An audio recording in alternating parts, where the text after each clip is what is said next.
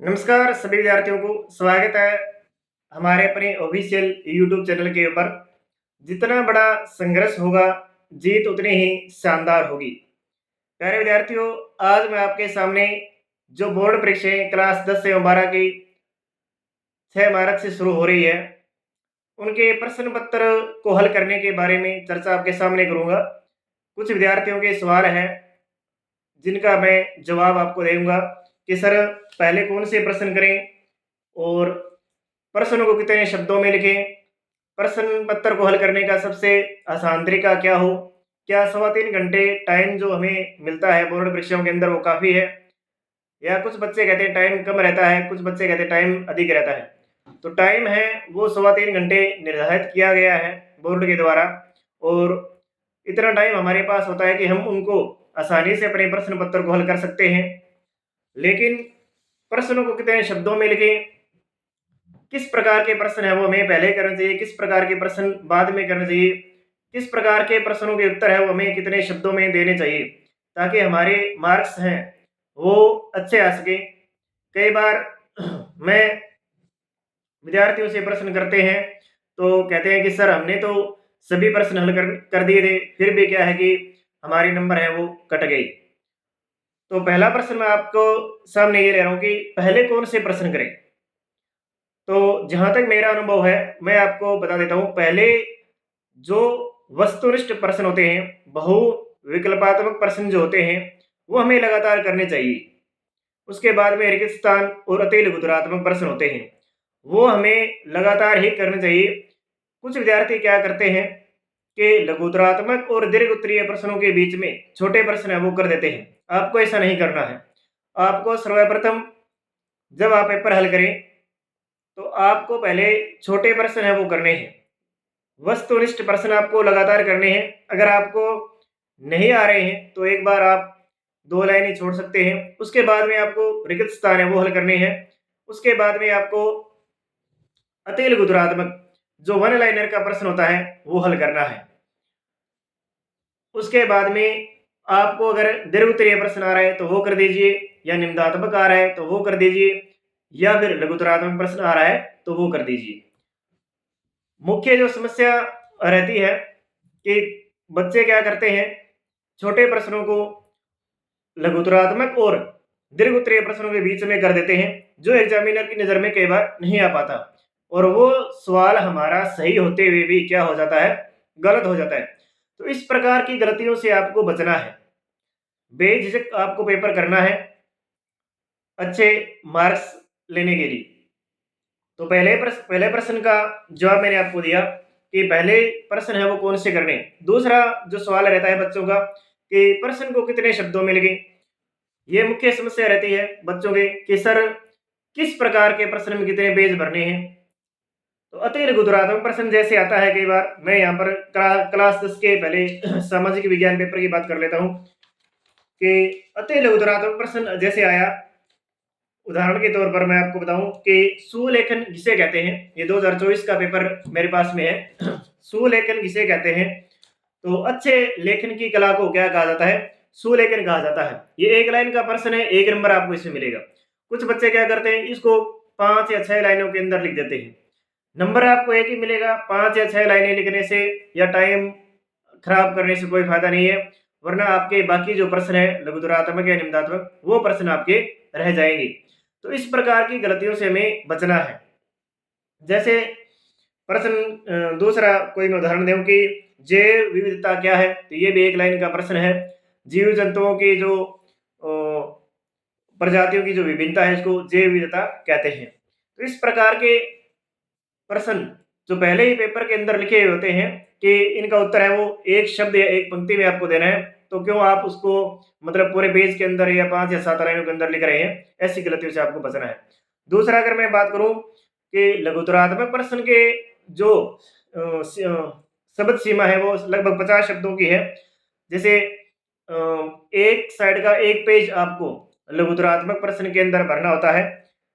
उदाहरण के तौर पर आपसे पूछ लिया जाए कि प्रथम विश्व युद्ध के 2 परिणाम बताइए, तो प्रथम विश्व युद्ध के परिणाम चाहे तो हम 5 पेज में लिख दें, चाहे हम 1 पेज में लिख दें, क्योंकि हमें सिर्फ लघुत्तरात्मक शब्द सीमा को ध्यान में रखते हुए प्रश्न के उत्तर देने, तो प्रथम विश्व युद्ध के परिणाम है वो हम सिर्फ एक ही पेज के अंदर, एक साइड के अंदर करेंगे, क्योंकि 2 नंबर का क्वेश्चन आता है, 4 या 5 पेज भरने से कोई फायदा है नहीं। उसके बाद में अगर हम बात करें लघुत्तरात्मक प्रश्नों के बाद में, तो लघुत्तरात्मक प्रश्नों के बाद में जो प्रश्न हमारे आते हैं वो आते हैं दीर्घ उत्तरीय प्रश्न, नहीं लघुत्तरात्मक से बड़े और निम्नात्मक प्रश्नों से छोटे। तो दीर्घ उत्तरीय जो प्रश्न होते हैं उसकी जो शब्द सीमा होती है बच्चों, वो 100 शब्द होते हैं। अब आप क्या करते हैं कि आप उनको लघुत्तरात्मक के रूप में लिख देते हैं। प्रश्न बड़ा है, लिख रहे हैं लघुत्तरात्मक के रूप में, और 3 नंबरों का प्रश्न है, तो एग्जामिनर आपको 2 नंबर ही देगा, क्योंकि जो प्रश्न छोटे लिखने चाहिए वो प्रश्न आप बड़े लिख रहे हैं, जो प्रश्न बड़े लिखने चाहिए वो प्रश्न आप छोटे लिख रहे हैं, यानी उनमें शब्द सीमा आप कम लिख रहे हैं, तो वो आपके नंबर वहाँ क्या है, कट जाएंगे। जैसे प्रश्न इसमें पीछे पूछा हुआ है कि नेपोलियन संहिता का वर्णन है वो आपको करना है। नेपोलियन की संहिता जो 1804 के अंदर नेपोलियन बोनापार्ट ने जारी की थी, तो ये नेपोलियन संहिता है। नेपोलियन संहिता कम से कम 1 पेज दोनों साइड से आपके भरे हुए होने चाहिए, तभी आपके कम से कम 3 मार्क्स हैं वो आपको मिलेंगे। इसके बाद में जो हमारे प्रश्नों का प्रकार रहता है वो ये रहता है कि सेक्शन डी है, जैसे निम्नात्मक प्रश्न है। निम्नात्मक प्रश्नों की शब्द सीमा जो रहती है वो रहती है कम से कम 250 शब्दों के अंदर, यानी मैं बात करूं कि कम से कम 3 पेज आपके निम्नात्मक प्रश्नों से भरा हुआ होना चाहिए, तभी आपको 4 नंबर मिल पाएंगे। जैसे पीछे का आया हुआ प्रश्न है, भारत छोड़ो आंदोलन का विस्तार से वर्णन कीजिए। तो निम्नात्मक प्रश्न करने का तरीका भी एक अलग रहता है, लघुत्तरात्मक और अति लघुत्तरात्मक प्रश्नों से अलग ही तरीका रहता है। निम्नात्मक प्रश्न आपको लिखने हैं, उनमें आपको अलग अलग पॉइंट बना बना कर लिखने हैं, अलग अलग पॉइंट बना बना करके उनके नीचे अंडरलाइन करेंगे आप, फिर उसके आगे लिखेंगे। जैसे भारत छोड़ो आंदोलन के कारण लिख रहे हैं आपको पहले, फिर भारत छोड़ो आंदोलन का कार्यक्रम लिखना है, फिर भारत छोड़ो आंदोलन के परिणाम लिखने हैं। जैसे आपने भारत छोड़ो आंदोलन के कारण लिखे, उसके बाद में आपने कार्यक्रम लिखा, उसके बाद में आपने उनका महत्व या परिणाम लिखा।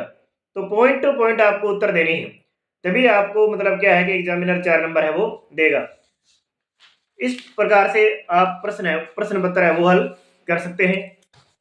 उसके बाद में कुछ बच्चों के ये भी सवाल रहते हैं कि सर पेन है वो किस प्रकार के यूज करनी है। पेन आपको सिर्फ ब्लू पेन यूज करनी है, ब्लू पेन के अलावा कोई भी पेन आप यूज नहीं कर सकते, यानी सिर्फ नीले पेन का यूज आपको करना है। अगर आप नीला पेन भी चेंज करते हैं तो भी आपको मतलब क्या है, अनुमति लेनी पड़ेगी।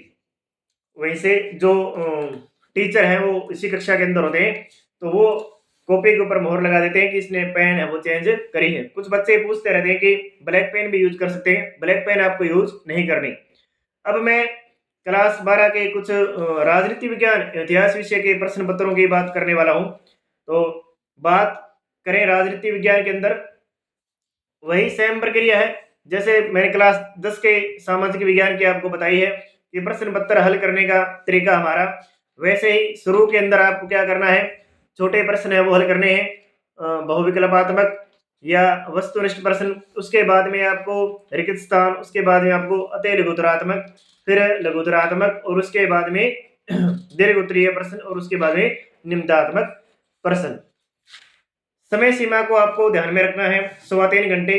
अभी मैंने आपको बताया कि जो छोटे प्रश्न होते हैं, लघुत्तरात्मक प्रश्न होते हैं, उनको हम बहुत बड़े प्रश्नों के रूप में लिखने लग जाते हैं, और जो बड़े प्रश्न होते हैं उनको हम बहुत छोटे प्रश्नों के रूप में लिखने लग जाते हैं। तो ऐसा आपको नहीं करना है। जितनी शब्द सीमा हमसे पूछी गई है उन्हीं शब्द सीमाओं के अंदर आपको उत्तर देने हैं। इसी प्रकार से आप अपने प्रश्न पत्र को हल करते हुए बड़े तरीके से अच्छे मार्क्स है वो लेकर के आ सकते हैं। दूसरा यह रहता है कि जो प्रश्न पत्र है वो पढ़ने का तरीका क्या हो। अब कुछ विद्यार्थी क्या करते हैं, कुछ विद्यार्थी पहले ही पूरा प्रश्न पत्र पढ़ लेते हैं, तो उनके मन में एक झिझक सी हो जाती है। तो जहां तक मेरा अनुभव है, मैं ये कह रहा हूं कि पूरे प्रश्न पत्र को पहले न पढ़ें, पूरे पेपर को पहले न पढ़े। जैसे एक पेज है, एक पेज के अंदर 5 प्रश्न दिए गए हैं, तो पहले आप उन 5 प्रश्नों को पढ़ लीजिए और उन्हीं 5 प्रश्नों के उत्तर आप दे दीजिए। फिर 5 प्रश्नों के उत्तर देने के बाद दोबारा आप क्या कीजिए, दोबारा अगला पेज निकालिए और फिर 5 प्रश्न उनमें से पढ़िए, फिर उन 5 प्रश्नों के उत्तर आप दे दीजिए। अगर आपने पहले पूरे पेपर को पढ़ लिया, तो पूरे पेपर को पढ़ने के बाद में आपके दिमाग में बार-बार अन्य सवाल है वो आते जाएँगे। इस प्रकार से एक प्रकार की कई बार क्या है, झिझक सी हो जाती है। तो जहाँ तक मेरा सवाल है, आपको पूरा पेपर पहले न पढ़ करके एक-एक पेज के अंदर जो सवाल दिए गए हैं, उनको हल करते हुए आपको आगे बढ़ना चाहिए। और कई बार मैं विद्यार्थियों को कहता भी हूँ कि संक्षिप्तीकरण करना बहुत कठिन है। 12 महीने के अंदर हमने जो मेहनत की है और उस 12 महीने हम लगातार पढ़े, उस 12 महीने की मेहनत को हमें 3 घंटे के अंदर पूरा करना है, ये मान लीजिए। यानी 12 महीने जो मेहनत लगातार हमने की है, तैयारी की है, उनको परखना है सिर्फ कितने घंटों के अंदर, 3 घंटों के अंदर। तो संक्षिप्तीकरण करना कठिन कार्य है और सफल वही होगा जो अपनी मेहनत है वो करेगा। यानी कई बार जैसे मैं कहता हूँ कि जो वर्तमान में अपनी सफलता से उपलब्धियां प्राप्त करता है, वही उसी व्यक्ति का भविष्य के अंदर इतिहास लिखा जाता है। तो इन्हीं शब्दों के साथ मैं अपने वीडियो को पूर्ण करता हूँ और आप अपने इस प्रकार के रूल को फॉलो करके अच्छे तरीके से इस प्रकार के अच्छे तरीके से प्रश्न पत्र को हल कर सकते हैं। बाकी सभी क्लास 10 एवं 12 के विद्यार्थियों को उज्जवल भविष्य की शुभकामनाएं।